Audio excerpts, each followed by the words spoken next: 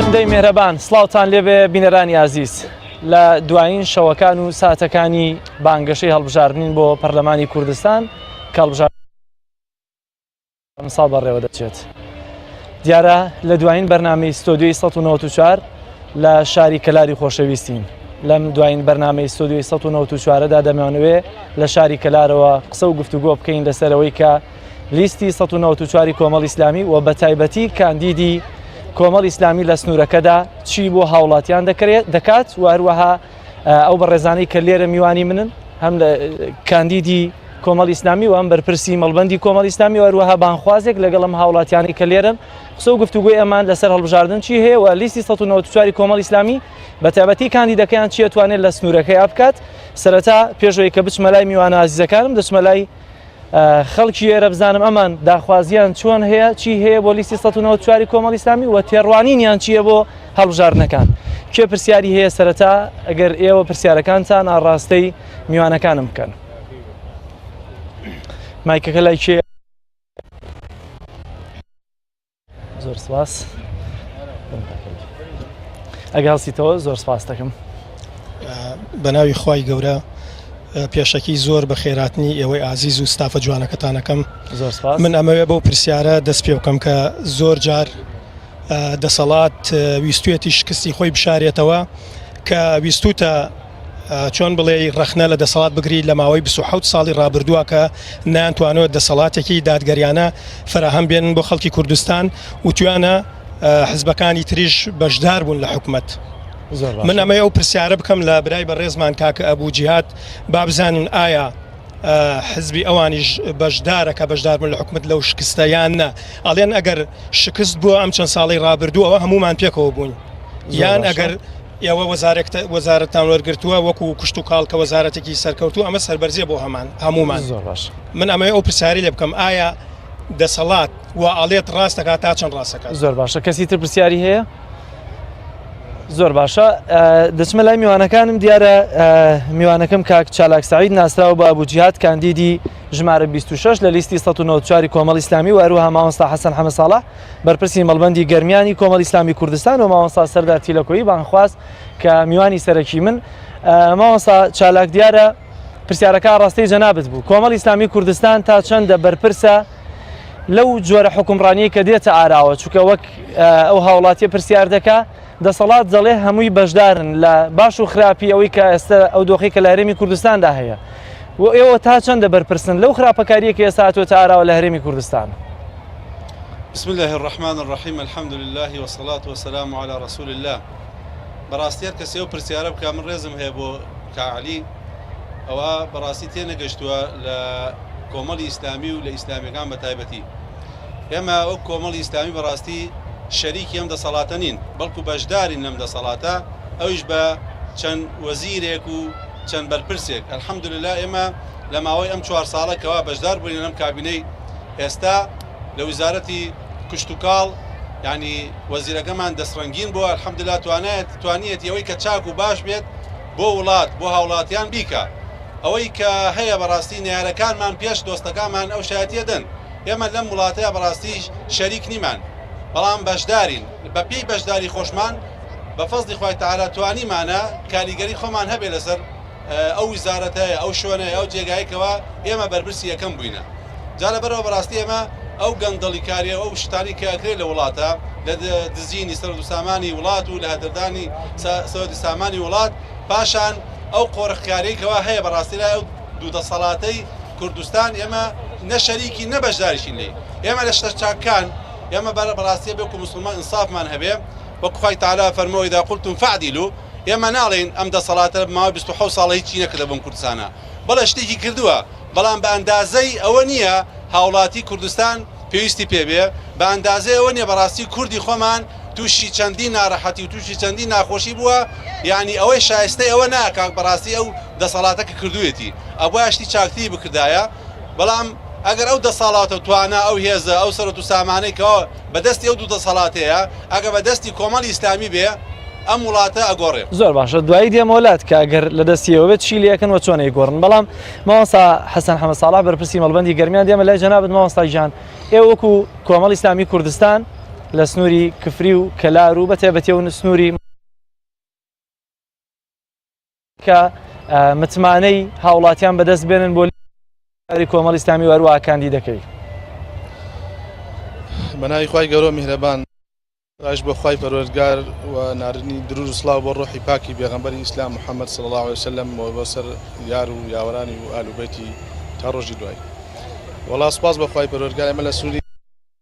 و لە دەڤەری گەرمیان ئەوەی کە لە سنووری مەڵبەندەکەمانە بە پێی توانای خۆمان الحەمدوللا ئامادەکە جەماوەر بووین و ئەوەی پێمان کراوە لە ڕۆژهۆشیارکردنەوە لەوەی کە لە پێشیانەوە گرنگی هەڵبژاردن بە تایبەتی کە زۆر هەستیارەوە پرۆسەیەکی زۆر چارەنج سازە بۆ خەڵک چونکە وەکوەزانن ئێستا لەم هەلومەرجەی کە ئێمە تێیداین تەنها ڕێگایەک بۆ ئێمە بتوانین گۆڕانکاری دروستکەین لە و خەڵک نوێنەی ڕاستەقینەی خۆی لە مەزدەری قەرارە ببێت تەنها لە ڕێگەی هەڵبژاردنەوە ئینسان خەڵک ئەتوانێت گۆڕانکاری دروست بکە و ئێمەش کە وەکو لایەنێکی سیاسی لەم گۆڕەپانە ئیشەکەین الحەمدوللا خەڵک متمانەی زۆری بە کۆمەڵی ئیسلامی هەیە و کۆمەڵی ئیسلامی ئەوەی کە لە ڕابردووە کردوێتی و ئەو پەیامەی کە هەڵی گرتووە بەڕاستی جێگای متمانەی خەڵکە و ئەگەر بەڕاستی ڕێگە بدرێ خەڵک دەنگی خۆی بدات و هەروەها گزیکاری و تەزویر کەم بێتەوە کۆمەڵی ئیسلامی دەنگی ڕاستەقینەی خۆی بدۆزێ ینی پێ بدرێت بە حقیقەت زۆر لە پێشتر لەم حەجمێک کە ئێستا هەیەی و ئینشاءڵڵا بەرپرسی مەڵبەندێکی دواتە لاسی سەرکردایەتی کۆمەڵی ئیسلامی کوردستانیشی سیاستتان چییە بە تایبەتی ئێستا لە دەڤەرەکەیەوە کاندیدێکتان هەیە کە کاک چالاک سەعید ناسراو بە ئابوو جیهاد سیاسەتی کارکردنی داهاتووی ئەمانە ئێستا چۆن سیاسەتیشان تەوجیه دەکەن کە جێبەجێ بکەن یا پێڕەوی بکەن. تەوجیهی کۆمەڵی ئیسلامی و قیادەی کۆمەڵی ئیسلامی بەردەوام بۆ کادیرەکانی لە هەر شوێنێک بن خزمەتکردنی خەڵک و ئێمە خەڵک بۆ نانێرین خەڵک بنێرین دەوڵەمەند ببێت یا بە سەر ماڵ و سەر و سامانی خەڵکەوە بەڕاستی خۆی پێ قەڵەو بکە و خۆی پێ دەوڵەمەند بکە بەڵکو بۆ ئەوەی نێرین کە بچێت داکوکار بێت لە مافی خەڵک ئەگەر پەرلەمانتار بێت ئەگەر وەزیر بێت ئەگەر حتا مدیر ناحەیەک بێت حتا مامۆستایەک بێت حتا کارمەندێک ببینێن بۆ هەر شوێنێ کۆمەڵی ئیسلامی بەوە تەوجیهەکە کەوا خزمەتی خەڵک بکات و لە خزمەتی خەڵکا بێت و کار و پرۆژە و بەرنامەی هەبێ بۆ پێشخستنی وڵات و بۆ بەگژاچوونەوەی هەموو ناعەدالەتی و ناحەقی و گەندەڵیەک کە ئەکرێ لەم زۆر باشە. ماوەستا سەردارتی لە کۆیی بانخواست ماوەساجان دێمە لای جەنابەت دیارە خەڵکی گەرمیان و کەلار و کفری الحەمدوللا خەڵکیشی بەدین و مسلمانن زۆر جار ڕەنگە ئەم پرسیارە ڕاستی ئیسلامیەکانیش بکرێ لەوەی کە ئەوانەی کە دەچنە مزگەوت یا مسلمانن مەرج نییە دەنگ بدەنە ئیسلامیەکان و دەبینی میشە ڕێژەی ئیسلامیەکان لە چاڵمانیەکانە ڕێژەکەیان کەمتر یان متمانەی کەمتر بەدەستێنن هۆکارەکەی بۆچی دەگەڕێتەوە ئەرکی تاکی مسلمان ئەوەی کە دەچێت لەناو مزگەوتان نوێژ دەکا لەم هەڵبژاردنەوە لەم پرۆسەیە چۆنەوە دەبێت چۆن کەسێک دیاری بکە پێشەوەی کە بچێتە پرۆسی هەڵبژاردنەوە و بەشداری بکە ئەرکی سەرشانیان ئایا بەشداریکردنە یانە. بەنای خوای گەورە و میهرەبان درود و سڵاو بۆ سەر گیانی پاکی پێغەمبەری خوا صلی الله علیه وسلم. برای بەڕێزم بەڕاستی خوای پەروەردگار کاتێک کە مرۆڤی هێناوەتە سەر زەوی و دەستور و یاسایەکی لەگەڵان ناردێت لەگەڵ ئەوە بۆچی بۆ بەڕێوەبردنی ژیانی خۆی جگە لەوەی کە ئێمە حەقێکی خوامان لەسەرە کە پەرستنی خوای پەروەردگارە بە هەمان شێوە حەق و ناسیشمان لەسەرە کە ئەوەی مافی خەڵکە مافی خەڵکیش بە سیستەم ئەبێ ڕێکخرێ و بەڕێوەبردن و ئیدارەدانی وڵات ئەبێ بە سیستەمی خەڵک هەموو چین و شوێژەکان بە هەموو ئەدیانەکانەوە بە هەموو بیر و بۆچوونەکانەوە بە جیاوازی ئەفکارەوە لە پاڵ دیارە ئێمەی مسلمان کاتێکە وەکو پێغەمبەری خوا صلی الله علیه وسلم کە لە مەکەوە کۆچی کرد بۆ مەدینە چووە مەدینە یەکەم ئیشی پێغەمبەری خوا صلی الله علیه وسلم دانانی دەستورێک بوو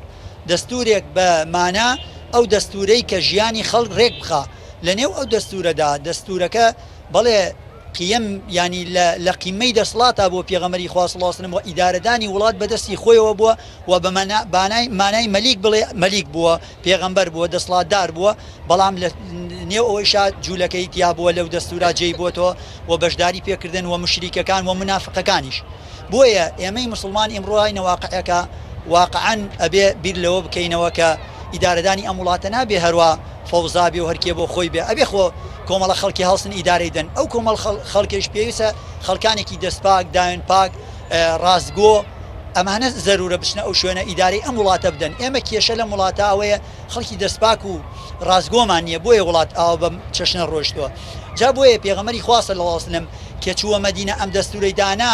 کەواتە بۆ ئێمەیش واجبە لەسەرمان وەکو چۆن ئەڵێن شوێن کەوتی قورآن و سنەتی پێغەمبەری خوای صلی الله علیه و سلم لە نوێژە لە سنەتەکانە بە هەمان شێوەخەوە تاکید لە بەڕێوەبردن و ئیدارەدانی وڵاتیشا واجبە لەسەرمە هەروەکو چۆن نوێژ واجبە ئێمە ئەگەر نوێژێک خوا نەخواست نوێژێکمان لە دەست بچێت چەنێ بێتاقەتە بین ئەی ئەگەر سیستەمی وڵات بەدەست کەسێک بێ کەسێ بە ناحەق محکەمە بکات و بیدادە دادگا و حکم بەسەریا بدا ئەی باشە خوای پەروەردگار لە قورئانە فەرمێ ئەفەنەجعل المسلمین کالمجرمین ئایا مسلمانان وەکو مجریمەکان وان خۆت بێگومان نەخێر وەک یەکوانی بۆیە واجبە لەسەر ئێمەی مسلمان هەر تاکێکی مسلمان خۆی بە مسلمان نەزانێ خۆی بە ئاهلی مزگەوت دەزانێ واجبە لەسەری خەڵکی داوێن پاک خەڵکی دەستپاک خەڵکی خاوەن سەلیقە لەو بواری زۆر باشە ینی سەرەتا تا چەندە ئەرکی ئاینیە کە بەشداری لە پرۆسی هەڵبژاردنا بکرێت چونکە ئێستا هەندێک جار ینی فتواش دەدرێت تەنانەت یا ناڕاستەوە خۆ هەندێک تەوجیهات هەیە هەر خەڵکی مسلمان و ئەهلی مزگەوتن کە پێوی ینی هەڵبژاردن بە شەرعی نازانن نەیانەوە بەشداری ناو هەڵبژاردنەکان بکەن ئایا بەشداریکردن شەرعیە یا ناشەرعیە و ئەگەر بەشدارینەکەی زیانی بۆ چی هەیە؟ برای ئازیزم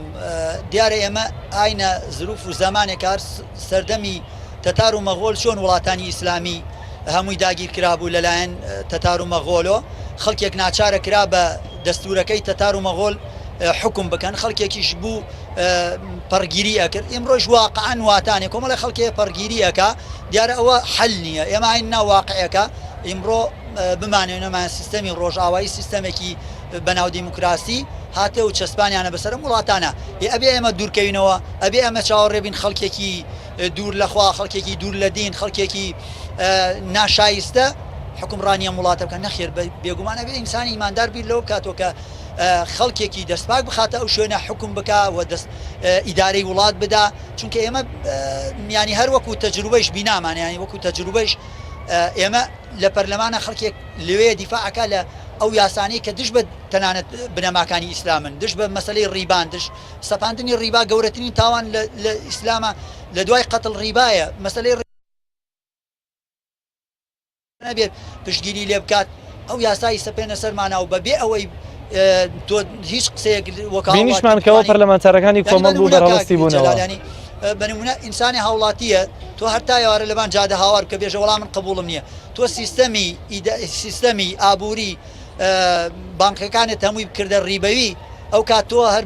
ئۆتۆماتیکێن بەبێ ئەوەی ئیرادەی خۆتی تایە تۆ ڕیبا ئەخۆی ئێ باش ئێمە نوێنەرێکمان بێت لە پەرلەمانە و خەڵکێکی باش و ئیماندار بێ دیفاع بکە بۆی نەیکە کەواتە ئەرکە والله واجبە نەکەرکە واجبێکی یە دینیە چونکە واجب چییە خۆ تۆ چۆن واجبە کە نوێژ بکەی بۆی کەوا لایەنی ڕۆحیت ئاسوودە بێت و بۆی خوای پەروەردگار لە خۆت ڕازی بکەی بە هەمان شێوە ینی ئەوەش واجبە کە تۆ بڕۆی خەڵکێ دابنەی بۆی کەوا ژیانی تۆ خۆش بکە هەر هیچ نەبێ ئێمە هاوڵاتین خەڵکێکی بێدینیشە خەڵکێکی دوور لە خوایشە خەڵکێکی غەیرەدینیشە مەسیحیە یەهودی هەرچیە لەگەڵماناژی ئەو وڵاتی هندستان 300 ملیۆن مسلمانی هاتیا بەڵام ملیارێک و 300 ملیۆن خەڵکە ینی ئەمە ئەنواع دیانەتە پێکەوە ژینیانی ئەمە بۆ نەتوانین پێکەوە بشین زۆر باشە ماوەسا چالاکجێمەوە لای جەنابەت وەکو کاندیدێکی لیستی 1994 کۆمەڵ ئیسلامی دیارە خەڵکی کەلار و کفری ئەگەرمیان بەگشتی هەومان دەزانین کە لە ڕابردوودا چەستەمێکیان لێکراوە بەدەست بەحسەوە دوجاریش وەفای حکوومەتی کوردیمان بینیوە کە چۆن خزمەتی کردنەوە بۆی قەرەبووکردنەوەتەوە کە ئێستا ڕەنگە خێزان نەبێتەوە بە تایبەتی کە سوکاری ئەمفال هەمویان گلەییان هەیە کەس ڕەنگە وەکو خۆی قەرەبوو نەکرابێتەوە دڵداری نەدرابێتەوە جەناب وەکو کاندیدێک چ بەڵێنێک هەیە بۆیان کە سبێنە لەناو پەرلەمانەوە بتوانانی دیفاعیان لێ بکەیت چۆ بە تاک بێت یا لۆبیان بۆ دروست بکەی و هاوپەیمانیان بۆ دروست بکەیت خۆی مشکلەی لەم وڵاتە بەڕاستی ئێمە یاسادانانە ئێمە ئیسا کە کاندیدی بۆ پەرلەمان یەکێک لە ئەرکەسەرەکیەکانی پەرلەمانتارەوەیە کە یاسا دابنە بەڕاستی سێ ئەرکی هەیە پەرلەمانتاریان یاسادانانە کە لە پەیڕۆی ناوخۆی پەرلەمانە باسی کردووە لە مادەی 77 تا مادەی 97 20 مادەی داناوە بۆ یاسادانان ئێمە لەم وڵاتە بەڕاستی یاسی لە پەرلەمان یعنی ئەگەر حەزەکەم تەفاسیلێکی بدەمێ ئەوەی بۆی هەم جەنابەت و هەم بینەرانیش ئاگادار بن لەو قەزیە. لە پەرلەمانە لە 92 تا 2010 275 یاسا دەرچووە. لەم 275 یاسایە 88 یاسای هەموار کراوەتەوە. بەڕاستی ئەو یاسانی کەوا هەموار کراوەتەوە هیچی لە مەسلحەتی 11 یاسامان هەیە این سەرۆکایەتی هەرێم. ئەم 11 سەرۆکایەتی هەرێم جارێکیان دایەنن، جارێکیان هەڵیەوەشێنەوە، جارێکان درێژیەکەن، جارێکان زیادیەکەن، یاوەتە وەڵحاصل بە هەموو شێوازێک ئەو یاسایە بۆ شخصێ دانراوە. من وا تەسەوڕەکەم یاسای سەرۆکایەتی هەرێم لە 92 تا 2010 بۆ شخصێ دانراوە، هەر تاوی بە بیانیەکۆ ئەیگۆڕن. یاسای وزارەتی یاسای ئەنجومەنی وەزیران تا ئێستا 10 جار هەموار کراوەتەوە، مشکلە نیە، شتێکی ئاساییە. یعنی لەم وڵاتە بەڕاستی یاسا دانراوە بۆ حزب، یاسا دانراوە بۆ شخص. ئەو یاسایانە کەوا دانرا بۆ هاوڵاتیان بەڕاستی جێبەجێ ناکرێت. یعنی کێشەی کە تۆ جەنابەت باس کرد مەسەلەی ئەنفال و شەیدە سەربەرزەکانی کوردستان و ئەنفالکراوەکان بەڕاستی یاسای چاکی بۆ دانراوە. یعنی یاسایەکی تایبەت هەیە، این یاسای وزارەتی ئەنفال و شەیدەکان. پاشان ئێمە یاسایەکمان هەیە، یاسای سندوقی کوردستان بۆ داهاتی نەوت و گاز. ئەو یاسایە لە 2015 دانراوە، لە یاسای 2015 یعنی کۆمەڵشتی چاکی تیادانراوە. یەکێک لەوانە لە بڕگەیەک لە بڕگەکانی لە مادەی 11 لە بڕگەی 7 باسیەوە کە هەر شوێنێک هەر جێگایەک گەنەوتێکی لێ دەرچێت بۆی هەیە ئەو جێگایە $2 بەرامبەر 1 بەرمیل بۆ ئەو شارە سەرف بکرێت. مەسەڵەن بۆ نمونە ئێستا گەرمە لە گەرمیان کەرتی خاوەنی بیرەنەوە خاوەنی بیرەنەوە زۆر زۆرتەیە بۆ نمونە حەسیرە. یعنی حەسیرە وەکو نمونەیە بێنن، وەکو نمونەیەک بەڕاستی ئێمە حەسیرەمان هەیە، وەکوی کە من بیستومە ڕۆژی 130 تا 140 تەنکەر ئەڕوا. ئەم ئەگەرە بەوش یاساییکەوە لە 2015 دەرچووە، ئەگەر ئەو یاسایە جێبەجێ بکرایە، ئێستا ئەو شوێنەی کەوا حەسیرە خاوەنێتی کە من وا تەسەوڕەکەم حەسیرە عاید کفریە، چونکە منتیقی کفریە، ئەگەر کفری ئیسفادەی لەو مادە بکرد، ئەو مادە جێبەجێ بکرایە، هەر بەرمیلێک $2 بۆ کفی سەرفەکەی ئەبوو. ئەو $2 ئەگەر بە ژمارە حسابی بکەین تقریبا $360 یعنی ئەگەر بە مانگەکە حسابی بکەین حەزەکەمە بزە ئەو $1,000,000 بڵێ $1,000,000 $1,000,000 بۆ شاری کفری ماگانە سەرف بکرێ، شاری کفری چی بەسەرێت؟ بە هەمان شێوە کوونمونەیەکە نام شاری کفری، شارەکانی دیش بە هەمان شێوە. جا مشکلی ئەم وڵاتی ئێمە بەڕاستیەوەیە ئەو یاسایانی کە لە پەرلەمانە دەرچووە جێبەجێ ناکرێت. جا بۆ ئێمەی کەوا ئەم یاسایانە جێبەجێ بکەین، من بەڵێنە دەمە هاوڵاتیان ئەگەر متمانەم وەرگرت بەڵێنیان پێدەم هەوڵدێن ئەو یاسایانە جێبەجێ بکەین. ئەو یاسایانە لە پەیڕۆی ناخۆی پەرلەمانە شتێکی چاکیان داناوە. بۆ چاودێریکردنی دەسەڵات ئەنجومەنی وەزیران لە مادەی 58 تا 76 باسی کردووە لە پەیڕۆی ناخۆ، ئەڵێ ئەگەر وەزیرێک یاساکانی جێبەجێ نەکرد تۆ توانین پرسیایی لێ بکەیت. لە پاش پرساندن هەیەواتە ئستیجواب، لە پاش ئستیجواب تۆ توانین سەحبی ثقەی لێ بکەیت، متمانەی لێ وەرگری. یعنی کۆمەڵێ خاڵی تیادانراوە، کۆمەڵێ مادە تیادانراوە لە پەیڕۆی ناخۆی کوردستانەوەی پەرلەمانی کوردستان تازەکە شتێکی زۆر چاکن بۆی بتوانین ئەو یاسانە جێبەجێ بکەین. یعنی قەزدمەوەیە ئێمە یاساکان جێبەجێ نەکراوە تا ئێستا و بەڵێنی ئەوە ئەدەم من، چونکە بەڵێنەوە نادەم گەرمیانتان بۆ کەمە دووبەی وەکو هەندێک خەڵک ئەیوت هەولێرەکەینە دووبەی، یەکێکەڵێ ئەیکەینە ئەوروپا، ئەیکەینە سوید. ئێمە بەڵێنە درایان نادەین، بە شایستەوەش نادە بەڕاستی خۆمان بخەینە شوێنێکی ئیحراجی بەڵێنێ بدەین کە نەتوانین جێبەجێ بکەین. بەڵام ئەتوانین بەڵێنە بدەین ئەگەر خەڵک متمانەی دا بە کۆمەڵی ئیسلامی کە شایستەی ئەوەیە بەڕاستی خەڵکی خۆمان متمانەی پێ بدا، چونکە بەڕاستی ئەوەی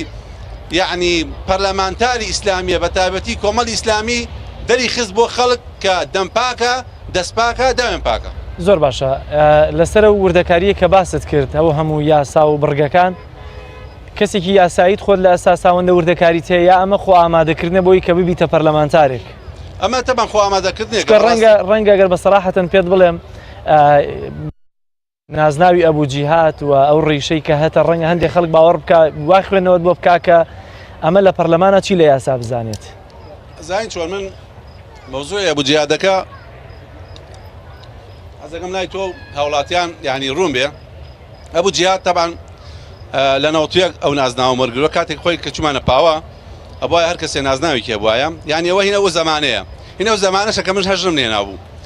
بەڵام پێویستە ئەوەی کە خۆی ئامادەکە بۆ پەرلەمانی خۆی کاندی دەکا بێ سەقافەتێکی هەبێ یان یەکێ لەو شتانەی کە حەزەکەم خەڵک بیزانێ بەڕاستی بودجە کە یەکێکە لە ئەرکەکانی پەرلەمانتار ئەبێ بزانێت کە ئەنجومەنی وەزیران بودجە ڕەواناکە بۆ پەرلەمان بۆی کەوا سێری کا و دوای تەصدیقی کە و ئەنجومەنی وەزیران کاری لەسەر بکە لە 92 تاکو 2010 چەند یاسای بودجە دەرچووە تا ئێستا 12 یاسا دەرچوین بودجە والحاصل يعني لەوەتی پرۆسەی ئازادی عێراق دەستی پێکی 2003 2004 2005 2006 بودجە یاسامان نییە پاشان 2015 2016 2017 2000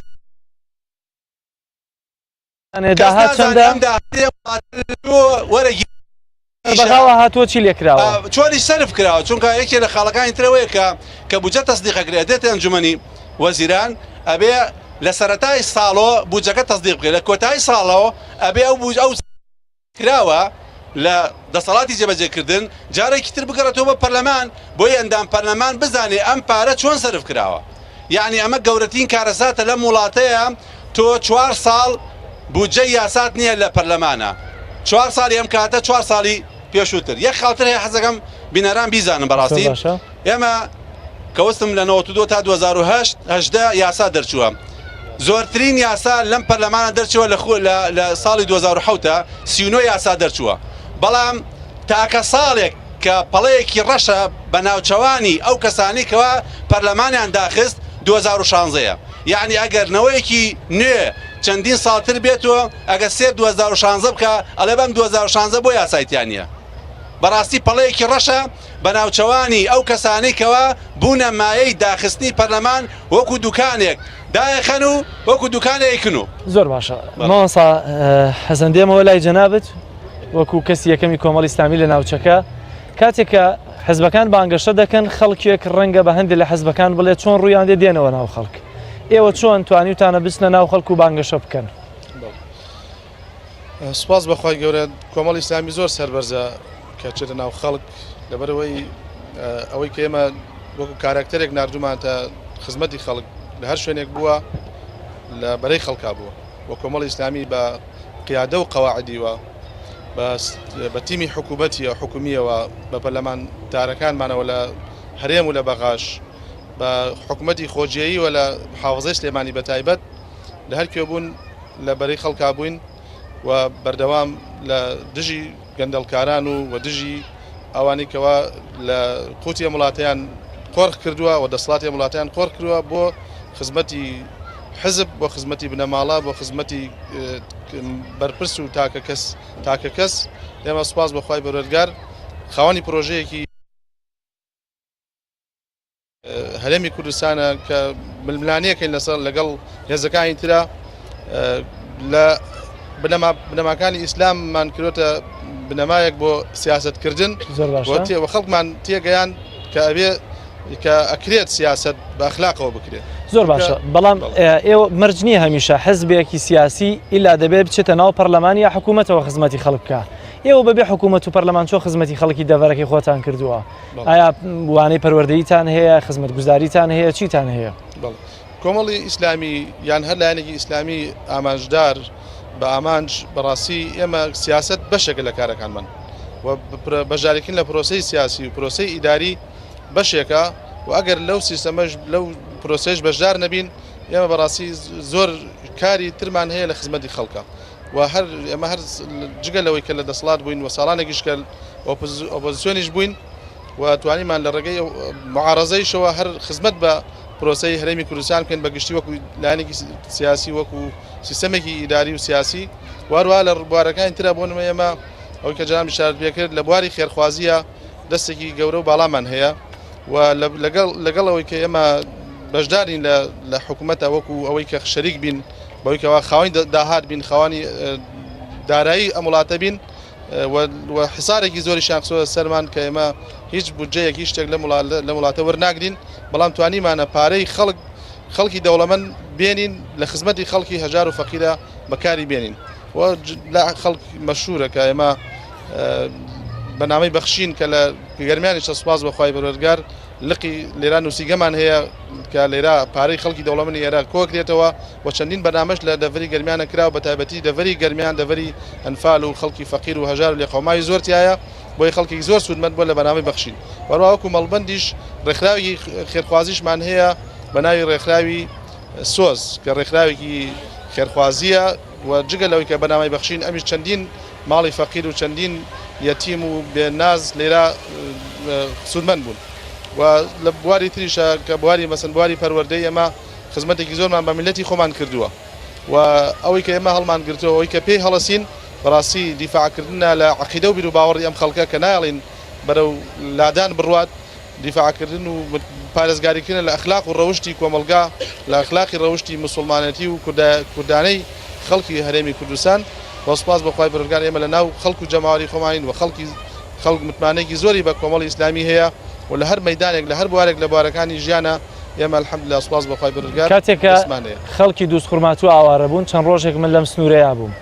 ئێوە چا ڕۆڵێکتان هەبوو لە خزمەتکردنی ئەو خەڵکە چکە لەو کاتەیە حکوومەتی هەرێم و حکوومەتی عراقی هەموو ئاوارەکانی فەرامۆش کردبوو ئێوە کۆمەڵی ئیسلامیش ڕۆڵێکتان هەبوو لەگەڵ ڕێکخراوە خێرخوازیەکانتان بۆ ئاوارانی کە هاتنە سنوورەکانتان بەتاکید ئێمە لە دووەم ڕۆژ لە ینی توان بڵێم لە 7 ئۆکتۆبەر و لە 16 ئۆکتۆبەر ئەو کارەسار هات بەسەر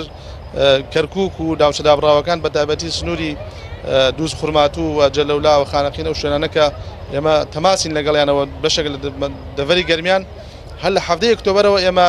ڕێکخراوە خێرخوازەکانمان لە منتەقاوە کەوادر و ئەندامانمان چوونە ناو خەڵک و چوونە پیری ئەو خەڵکەوەوە وازەم جەنابجی شاهید بوو لەو کاتە کە چەندین بەنامەی لێراش لەسەر کرد کە چۆن ئێمە خەڵکی ئێمە بە ترێلە خەڵکمان غەراز و خواردن و ئاو و پێداوسێمان ئەبردا بەشێک بەسەریانە وهروها چەندین تیمی تەندروستی لە ماوەی ئەو کە خەڵک پێویستی بێ بوو کە ئێمە چەندین تیمی تەندروستیمان ڕێخست بۆەوەی کەوا بچن بەدەم خەڵکەوە سوپاس بەخوای پەروەردگار لەو کاتەش دەورێکی باشمان هەبوو و خزمەتێکی باشمان بە خەڵکی خۆمان کرد کەوا ئاوارە بوون و ئەو دێمە وڵاتماوەسا سەردار ڕەنگە هێشتا تاکی موسڵمان زۆر لەسەر پرۆسەی هەڵبژاردن تێنەگەشت بێت بە تایبەتی ئەوانەی کە لە مزگەوتن چکە وەک پێشتری ئاماژەم پێکرد کاتە سەیری مزگەوتەکان دەکەی ئەو هەموو خەڵکەی تێدایە بەڵام کە سەیری دەنگی ئیسلامیەکان دەکەی بەقەت قەباری ڕەنگە مزگەوتەکان نەبێ بۆ کارەکەی بۆچی دەگەڕێتەوە ئایا ئەمە کەم تەرخەمی بۆ نمونە کۆمەڵ ئیسلامی و ئیسلامیەکانە یا تێنەگەشتنی هێشتا تاکی موسڵمانە ئەبێ بسم الله الرحمن الرحیم ئەبێ سەرەتا بگەڕێنەوە بۆ شێوازی تێگەیشتن و فەهمی ئینسانی ئیماندار ئینسانی مسلمان ئەبێ بزانین هەڵبژاردن لە ئیسلامە ڕێگە پێدراوە و چۆنە ڕێگە شەرعیەکانی چییە ئەوەیە خاڵێکی تریش ئەوەیە جاری وایە کەم ئەزمموی خەڵکی کوردستان خەڵکی مسلمان خەڵکی ئیسلامی بە تایبەتی خەڵکی ئیماندار ئەوەش هۆکارێکە بۆی زۆر گرنگی بە هەڵبژاردن نادا تۆ تەماشاکە پێغەمبەری خوا صلی الله علیه وسلم کاتێ 13 ڕۆژ لەسەر جێ ئەبێ لەسەر مەرگا بێ لە کۆتایی ژیانیا بێ نەهات دەستنیشانی خەلیفە بکە ئەمە بۆ هێشتیەوە بۆ بیرکردنەوەی خەڵک بۆی خەڵک بە اختیاری خۆی بە بژاردەی خۆی کەسێک هەڵبژێرێ جێگیری پێغەمبەر بێ صلی الله علیه وسلم لە ڕووی دین و دنیایشۆ بالفعل و لە کۆتاییشا ئەوە بوو ئەبوبەکری سدیق ڕەزا و ڕەحمەتی خوای لێبێ پێغەمبەری خوا صلی الله علیه وسلم هیچ ئاماژەیەکی بۆ نەکردکەوە بێژێ ئەبوبەکر هەڵبژێرن بهێشتیوە بۆ دەنگی خەڵکی ئەو کاتە لە چوارچێوەی مەدینە ڕاوێژی بە مسلمانانی مەدینە کرد و هەموو سەحابیەکان و ئەهلی علم و ئەوانەی دەوروبەری پێغەمبەری خوا صلی الله علیه وسلم کە کۆبوونەوە هاتن دەوری ئەبوبەکریاندا و فەرمویان بە ڕاوێژ هەڵیان بژار و کردیانە خەلیفە ئەمە لایەک لە لایەکی تر ئیمامی عومەر کە وەفاتێک ئەمە بۆی تێبگەین کە مەسلەی هەڵبژاردن و خوای پەروەردگار لە قورئانە فەرمێەوە ئەمرهم شورا بەینەهم لە بینی خۆتانە مشاورە بکەن وشاورهم فی الأمر و مشاورە بکەن لە کاروبارەکانتانە ینی چی ینی هەڵبژاردن بکەن اختیار بە دەستی خۆتانە دین واجبی نەکردێ ئیلا عەمر و زەید و فلان حکمڕانی تۆ بێ نە بەڵکو ئەبێ ئینسان خی پەروەردگار شتیادی بۆ هێشتێتەوە عقلی بۆ دا بە ئینسان بۆی کەوا بە اختیاری خۆت کێ بە شیاو ئەزانی کێ بە دەستپاک ئەزانی کێ بە ئیماندار ئەزانی ئەوە هەڵبژێرە بۆیە ئیمڕۆ خەلەلی ئێمە کێشە و گیرروگرفتی مسلمانی ئیمڕۆ لە مزگەوتەکانە ئەوەیە تەماشاکەی جوان لە دین تێنەگەیە حقت جەهلێکی پێی هەیە بە دینەکە بۆیە ئاوا تەماشاکەی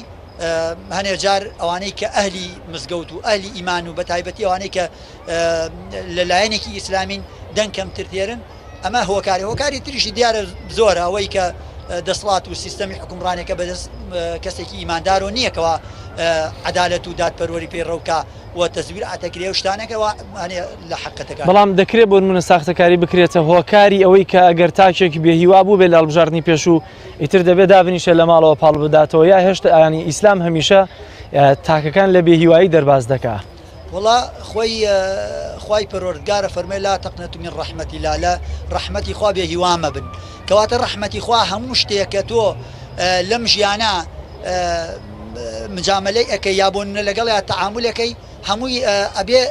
بە هیواوە تەعاملی لەگەڵا بکەی بۆیە مەسلەی شێوازی هەڵبژاردن و حکومڕانی و دانانی کەسێکی دەستپاک و ئەمین بۆ شوێنێکەوە بەیانی ئیدارەی تۆ بدا ئەمە بەڕاستی نابێ ئێمە بێهیوابین چیە وڵات تەزویرەکرێت بەڵێ تەزویرەکە حقەتە ئەمە واقعەکە بەڵام ئەیەکرێ دانیشی لە ماڵە خۆدا بنیشیت و دەنگیش نەدەیت و بڕۆی بڵێ لەبەرەوە تەزویرەکە ئەم شێوازە حکومڕانی لە وڵاتە هەر کۆمەڵی خەڵکەڵەستن پێی حکمی بکەن ئەی باشە کابراایکی مەشروب خۆر کابراایکی دوور لەخوا لەگەڵ ڕێزم بۆ کاندیدانەی لایەنەکانی تریش ینی ئەمە بچێ حکمی تۆ بکە یا تۆ هەڵسیت بە ئەرکێکی واجبی و دینی خۆتی بزانی خەڵکێکی دەستپاک و ئەمین و ڕازگۆ و سادق لە بوارەکەی خۆیان سەرکەوت و بینێریتە و شوێنە بەیانی تۆ بێخەم ناکرێت کاک جەلال ینی من هەموو ئیشێ بە من ناکرێت و هاوڵاتی من بڕۆم چاودێری یاساکانی پەرلەمان بکەم خوا بێت تۆ نوێنەرێکت هەبێ مامۆسایەک پەروەردەی مناڵەکان تەکا خۆ ئەکرێت تۆ خۆت بێ پەروەردەی مناڵەکان کەی لا مەدرسەکە بۆی دەستە و مامۆسا بۆی پەروەردەی کە بەمە شێوازی حکومڕانی شەروایە بەشەکە لە ژیانی ڕۆژانەی ئێمە زۆر باشە مامۆستا دەستەکانت خۆش بە دەسمە لایم هاوڵاتی بە ڕێزانە بزانم کێ پرسیاری هەیە زۆر باشە فەرمووداک چالاک بەڕاستی گەر ئێمەی مسلمان بەشداری پەرلەمان نەکەین چی بکەین باشە ئەم ئیسلامی ئێمە تەنها مزگەوت نییە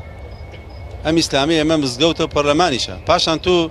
ئەگەر لە ماڵا دانشی یا خەریکی مزگەوتێکە بی سبەینە لە پەرلەمان یاسایەک دەرەچێت دژی بنەماکانی ئیسلامە تۆ چیت پێکرێ ئێستا کۆمەڵی یاسا هەیە لە یاساکانی پەرلەمان یعنی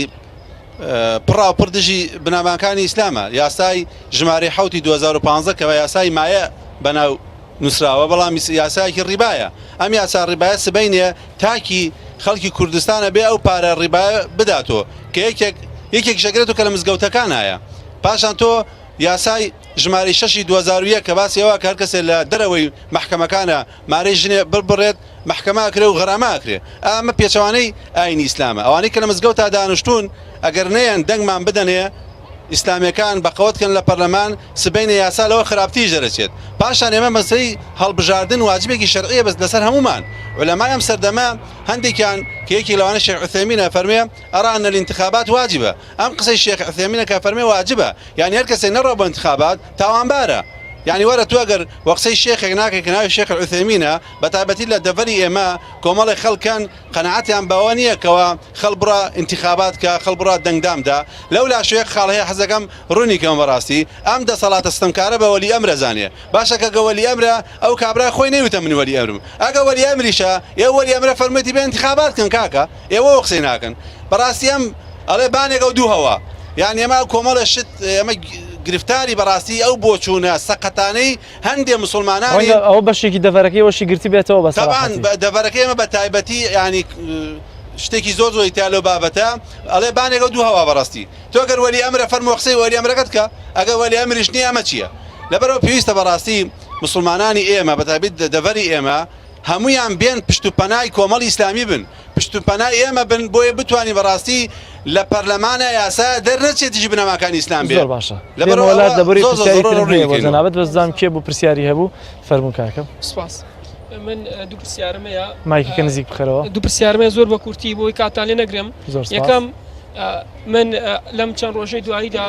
بەرنامەیەکی کاک ئەبوو جیهادم بینی کە باس لەواکە بۆ یەکەم جارە ئەم نهێنیانە درکێنێ کە چەند جارێک زیاتر لە جارێک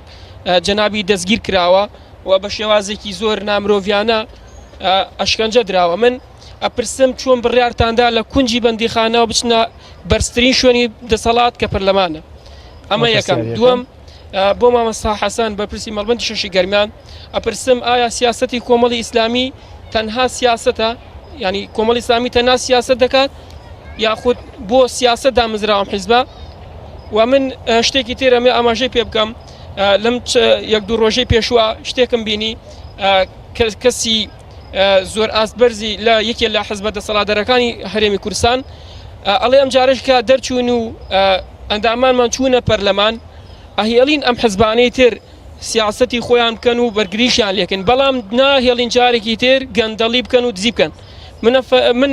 ئەمێ پرسیارە بکەم لە مامەستا حەسەن، ئایا ئێوە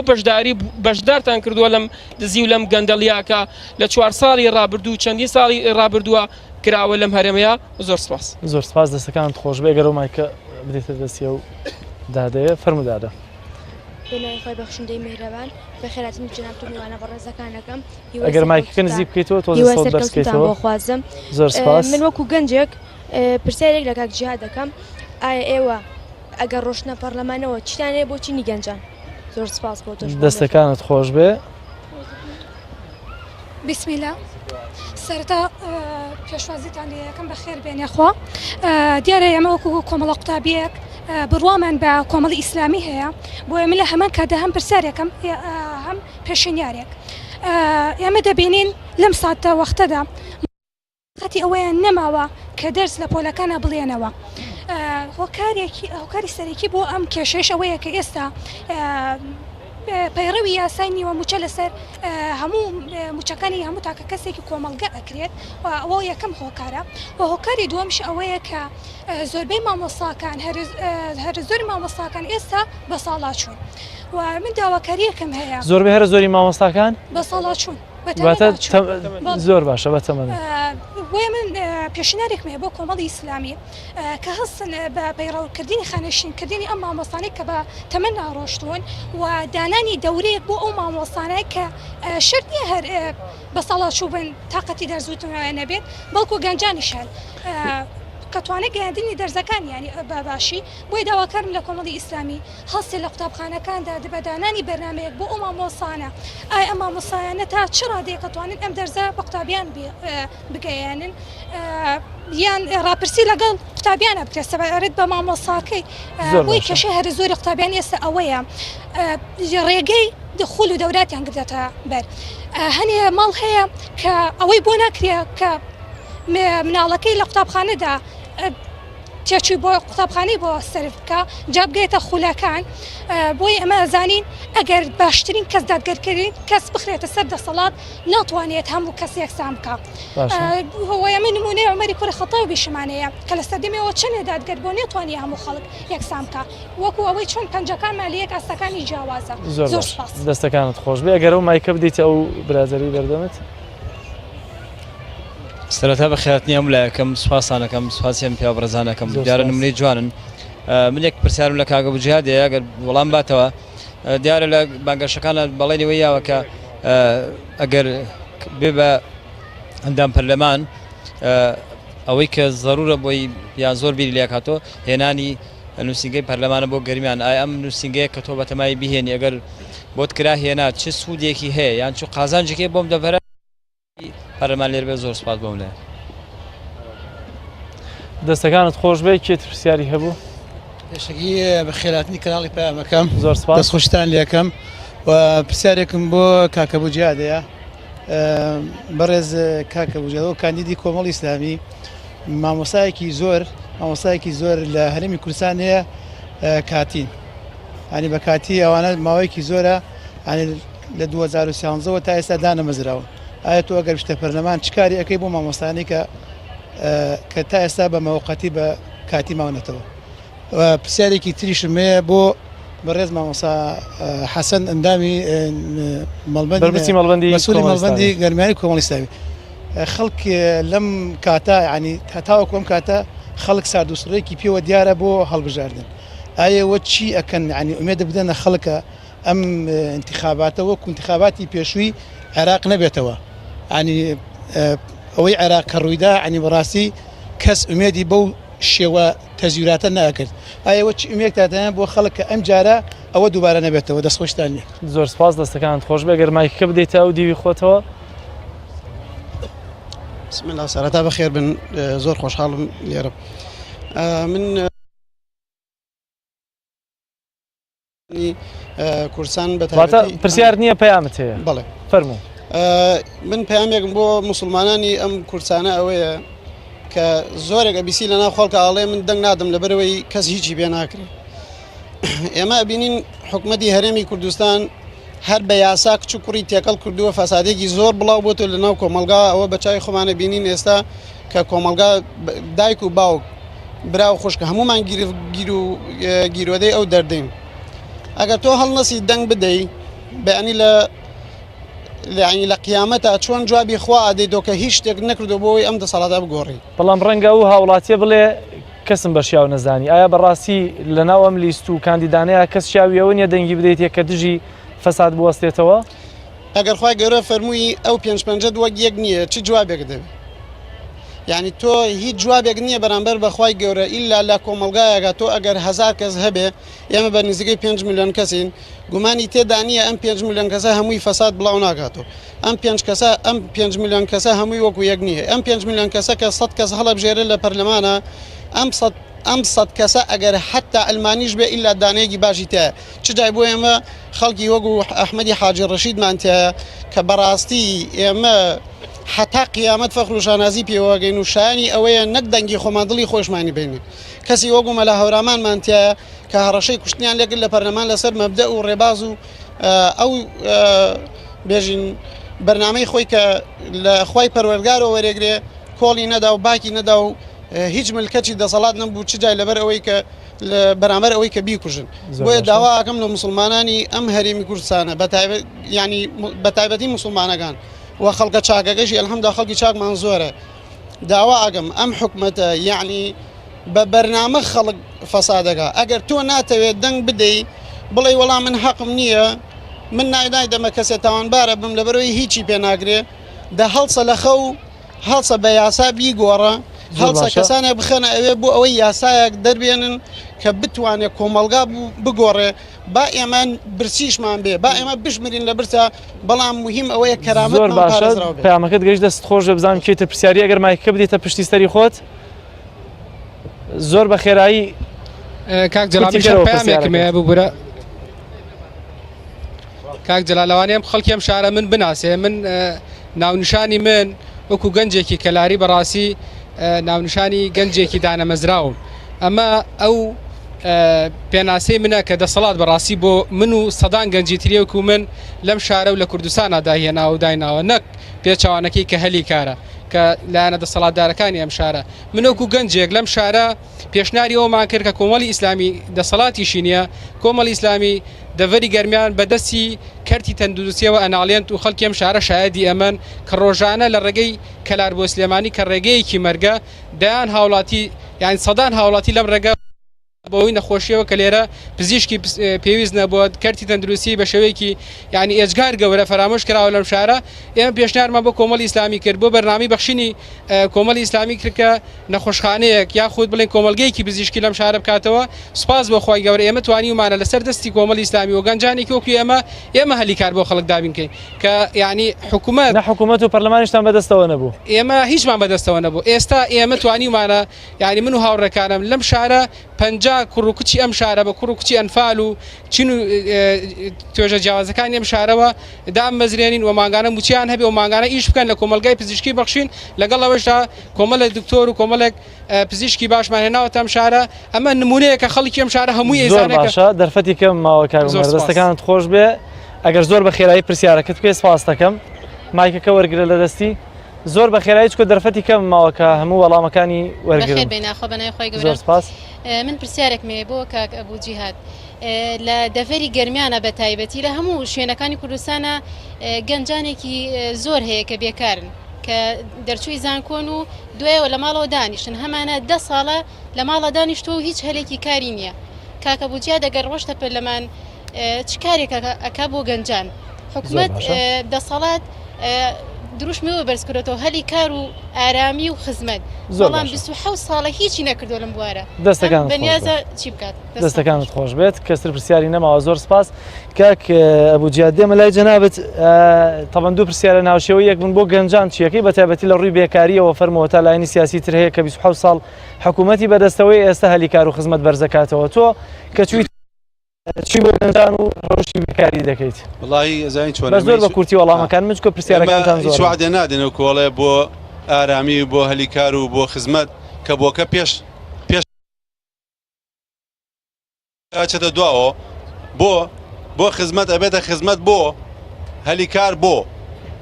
هەتا ئێمە بەڕاستی ئەو بەڵێنە گەورانە نادێن بە هاوڵاتیانی خۆمان من یەک شتم باس کرد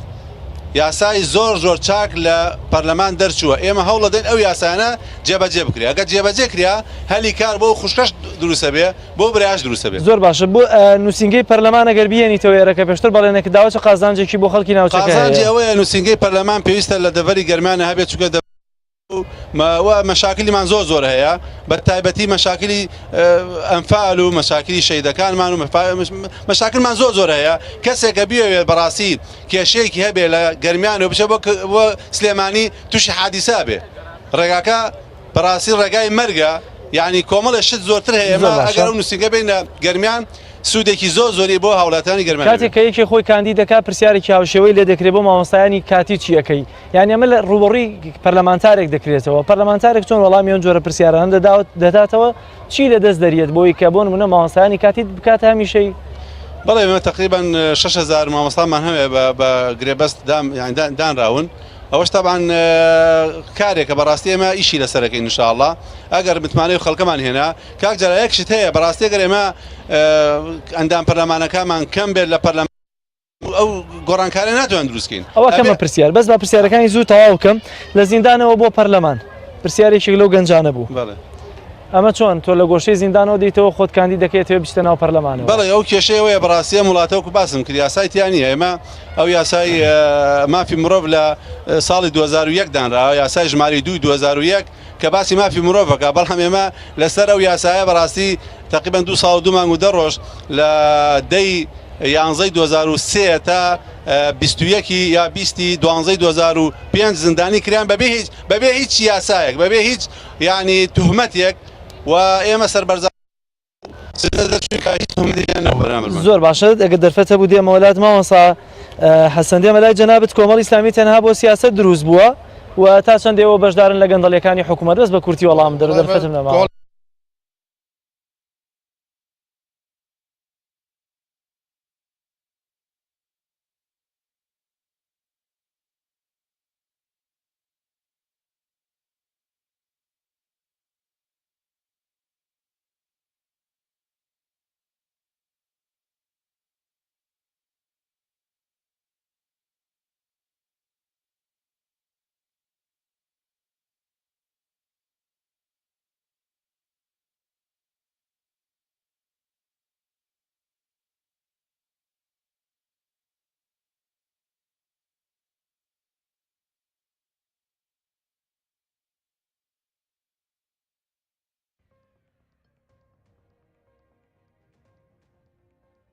تایە لە دەستەی کۆمسیاران لە خوارشەوە تاوەکو خوارەوە کۆمەڵێک ینی ئیجرات دانراوە بۆی کە ڕێگری بکرێت لە ساختەکە ئێمە ناڵێن ساختەکەی ناکرێ و ئەم دوو دەسەڵاتە بەڕاستی کۆمەڵێک ساختە چین بە حەقەت داین زۆربەی هەردوان و پلانیان هەیە بۆ ساختەکاری بەڵام ئینشاڵڵا ئێمە ڕێگری زیاترەکەین و هیچ بەدیلێکی تر نییە ئیلا بێ خەڵک بچێت بەشداری بکات بۆی گۆڕانکاری زۆر سپاس مامۆستا حەسەن مامۆستا سەردار دێمەوە لای جەنابەت زۆر بە کورتی کەمتر لە خولەکێک دوایین قسەی خۆ دەکو بانخوازێک بۆ خەڵکی هەیە کە بەشداری پرۆسی هەڵبژاردن بکەن و دەنگ بە نوێنەرێکی ڕازگە و دڵسۆز و ئەمانەتدار دڵسۆز بە خاک و نیشتیمان دەنگ بدەن. بەڵێ کاک جەلال ئیمامی عەلی ئەفەرمێت خۆزگە کاتێکە ئیکەنە خەلیفە ئەفەرمێ خۆزگە ئەمتوانی بە هەموو دەڤەرەکانی وڵاتی ئیسلامی ئەگەڕام و دەنگی هەموو خەڵکم کۆ ئەکردەوە بۆی ئایا ڕازین پرسم پێکردن ڕازین من ببمە خەلیفەیە ڕازی نەبن بەڵام دیارە هۆکار وەسایلی ئەو کاتە نەبووە بۆیە نەیکردە بۆیە ئیمڕۆ شوێنە دڵتەئەمین بی لەوەی کەوا خەڵکێکی ئیماندار دەستپاک دایەن پاک چێتە و شوێنە حکومڕانی تۆ بکە و ئەوە ئەرکی مسلمانە و واجبە لە سەریشمان کەوا بۆ هەیە لە بەڕێزان کاک چالاک ساوید کاندیدی ژمارە 26 لە لیستی 1994 کۆمەڵ ئیسلامی و هەروە مامۆستا حەسەن حەمەساڵا بەرپرسی مەڵبەندی گەرمیانی کۆمەڵ ئیسلامی و مامۆستا سەردار تیلەکۆیی بانخواز و زۆر سپاس بۆ ئەوەی بەڕێزانیش کە لەم بەرنامەیە لەگەڵمانە بوون. بینەرانی عزیز سپاس بۆ ئەوەش تا بەرنامەیەکی تر و کاتێکی تر بەخوای گەورەتان ئەسپێرم خواتان لەگەڵ.